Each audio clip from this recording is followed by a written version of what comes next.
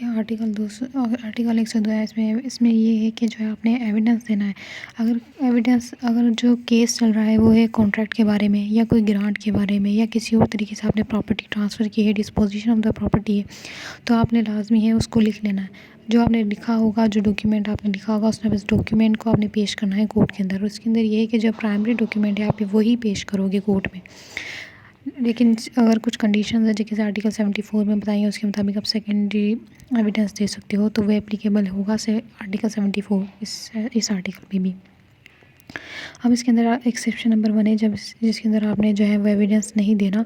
वो इसलिए कि अगर एक्सेप्शन नंबर 1 के अंदर है कि अगर पब्लिक ऑफिसर है जिस भी लेटर के ज़रिए वो अपॉइंट हुआ है तो समझा जाएगा कि वो एक पब्लिक ऑफिसर है, वो किसी ना किसी अथॉरिटी के ज़रिए ही वो बैठा होगा और जो भी वो लेटर होगा उसे हम लेजिटिमेट मानेंगे। तो उसे प्रूव करने की ज़रूरत नहीं है अपनी जो भी लीगल अथॉरिटीज़ है जिसके ज़रिए वो उस पब्लिक सीट पे बैठा हुआ है, पब्लिक ऑफिसर है।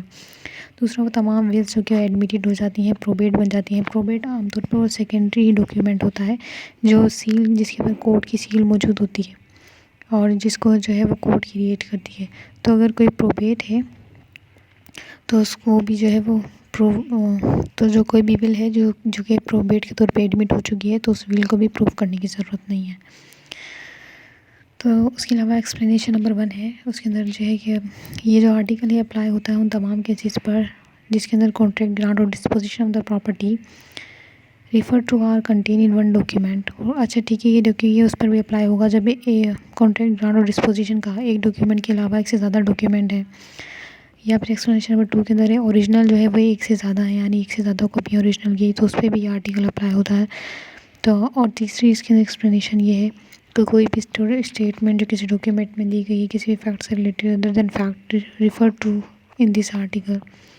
इसके अलावा कोई और किसी और डॉक्यूमेंट के अंदर कोई और स्टेटमेंट भी की हुई है किसी फैक्ट के बारे में जो इसके एक आर्टिकल में बताया फैक्ट्स उनके अलावा, तो उनको भी जो है उनके लिए ओरल एविडेंस दिया जा सकता है।